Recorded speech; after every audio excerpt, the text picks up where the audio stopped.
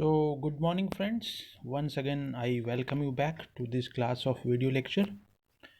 Friends, this is BA Part 1 English Literature, and we are taking paper 1, that is Poetry and Drama.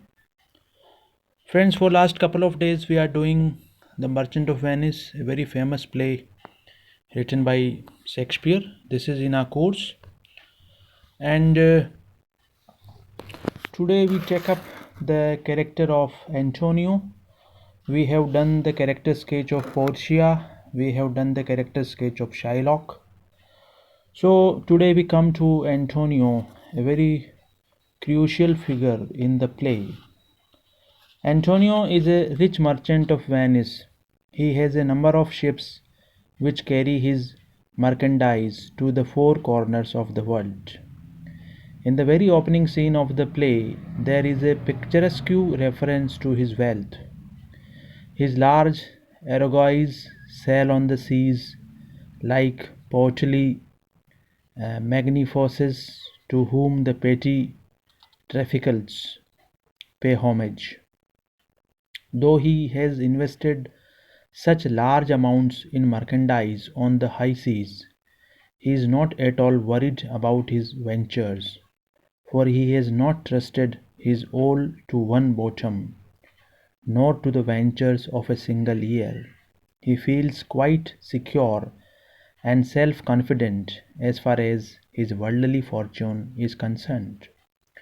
However, it is to be noted that when the news of the loss of his ship arrives, he is unable to pay off the Jew and is seen to be a total bankrupt. He is very popular and is highly esteemed by all in the town of Venice, in the city of Venice. He has a number of qualities of head and heart which endear him to all those who come in contact with him. His selfless generosity and kindness of heart have been frequently referred to in the play. Celerino speaks of him highly and says, I caught a kinder gentleman, treads not the earth, I uncaught.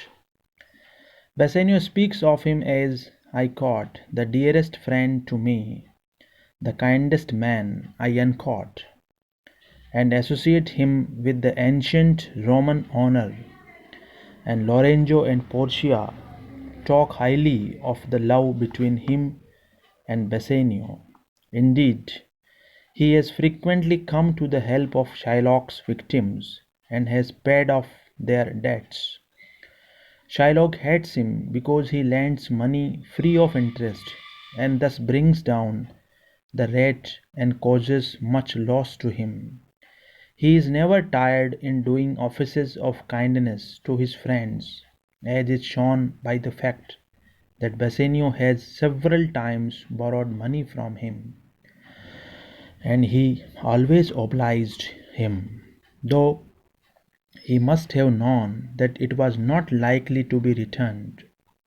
His is a noble nature, and he is more obviously a gentleman than a merchant. He is master of his money and spends it generously for his own happiness and that of others. He is not mastered by it as is the case with Shylock.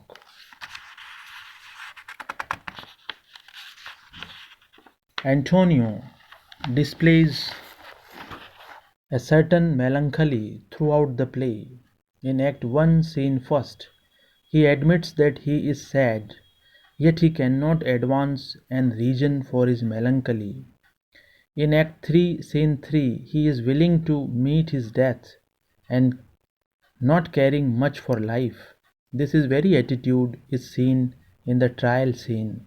There Antonio calls himself a tainted wether of the flock, meetest for death. And while his friends struggle to save his life, he urges that the court gives it judgment. This melancholy makes him weak and passive.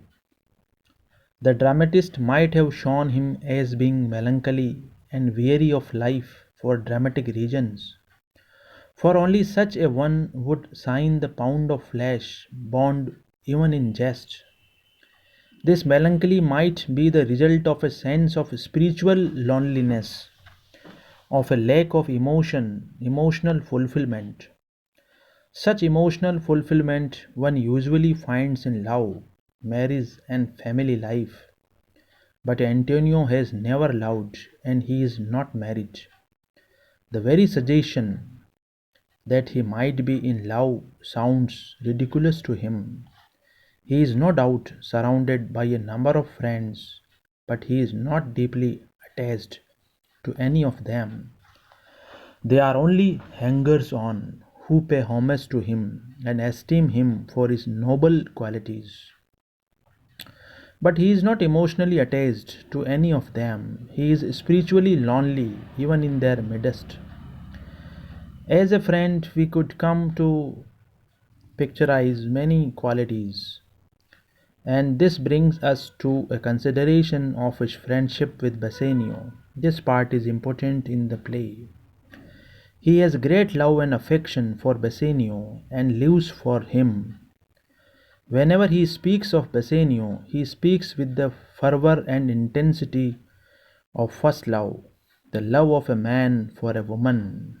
Indeed, his friendship for Bassanio has is to some extent homosexual overtones.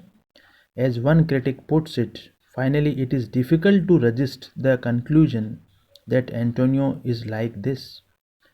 There is no word in the play which suggests that woman held any place in his affections.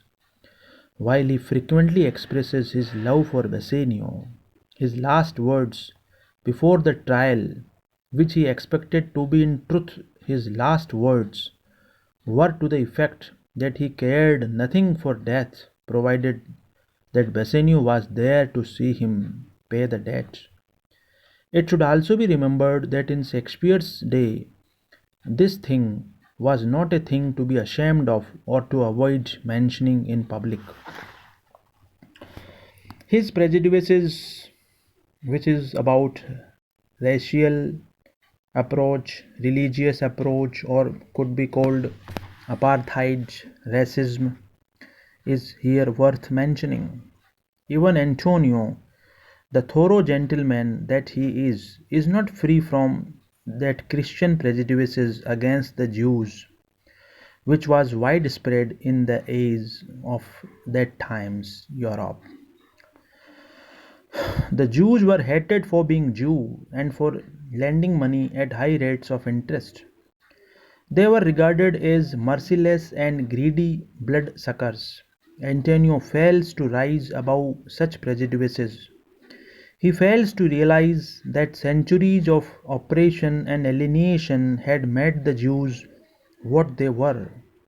We are surprised to find that even the noble Antonio has often cursed the Jew, called him a dog and a cur, and has often spat on his Jewish gabardine. Even when he has come to seek a favor from the Jew, he brutally tells him that he is likely to call him a dog in future and also to spit at him.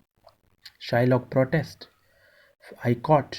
Fair sir, you spat on me on Wednesday last. You spurred me such a day, another time. You called me a dog.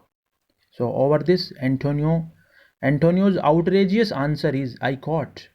I am like to call thee so again, to spit on thee again, to spurn thee too, I uncaught.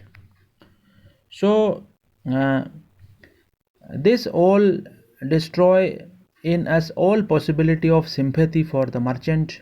We feel that he has outraged Nemesis and that such insolence must bring down on his head some proportionate punishment. Indeed, we are somewhat disappointed that he gets off so cheaply in the end. This is the only fault of his character, but it is a grave one. Such treatment is unworthy of a gentleman, but Antonio's racial and Christian prejudices make him intolerant and unjust.